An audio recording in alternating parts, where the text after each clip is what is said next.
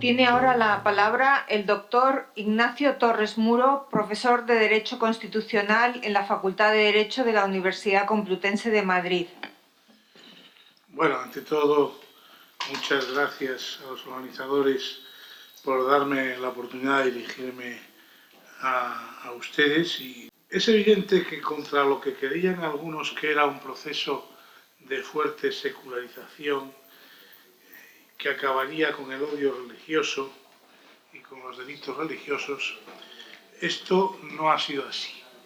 Y son frecuentes en nuestros días persecuciones de este tipo que parecen cosas de otro siglo. Al pedírsenos soluciones, creo que se puede actuar en dos esferas siguiendo la distinción clásica de Stuart Mill en su libro sobre la libertad, On Liberty. Cabría hablar, por una parte, de una preventive function, una función preventiva de ciertas medidas, es decir, las que hay que tomar antes de que se produzca el conflicto. Y por otro lado, de una función sancionadora, es decir, aquellas medidas represoras a adoptar, como decimos los españoles, ya a toro pasado, cuando el problema ya se ha producido. En mi opinión, no se ha trabajado suficientemente en las primeras, con graves defectos en la tarea de inclusión social y en la creación de la cultura de la no violencia y el diálogo interreligioso. Los fenómenos de marginación, incluso en Europa, son en muchos lugares aberrantes. Aquí queda mucho por hacer en educación, también de adultos, y en otras esferas como los mecanismos de recepción en una sociedad dada. Esto es verdad que es muy complicado, pero es donde hay que poner, a mi juicio, la mayoría de los esfuerzos. En cuanto a las medidas sancionadoras, evidentemente son inevitables cuando se producen infracciones. Y para mí no caben ningún tipo de excepciones en esta materia, alegando que existe el factor religioso.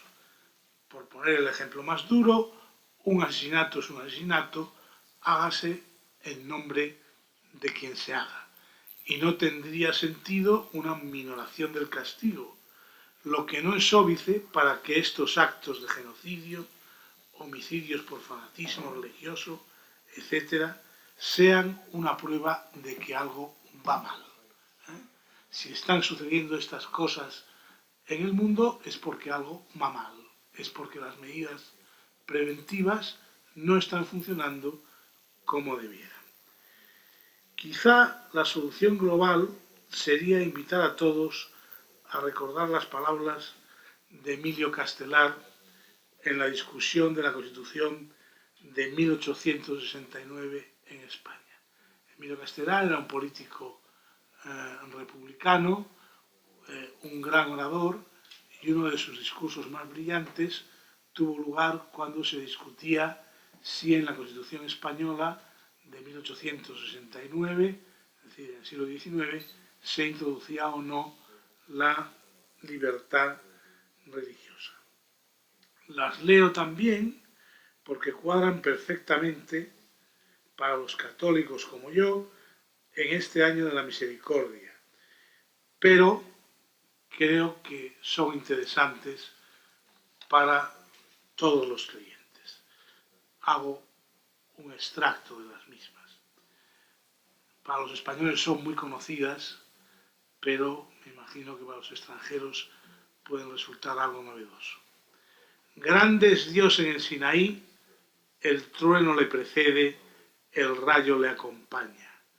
Pero hay un Dios más grande todavía, que no es el majestuoso Dios del Sinaí, sino el humilde Dios del Calvario, clavado en una cruz, herido, yerto, coronado de espinas.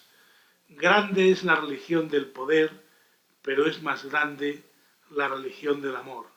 Grande es la religión de la justicia, implacable, pero es más grande la religión del perdón misericordioso.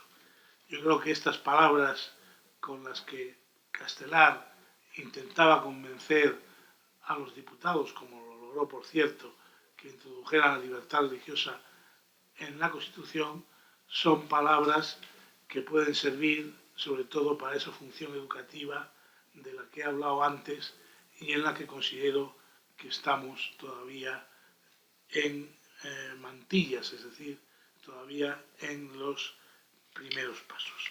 Muchas gracias por su atención.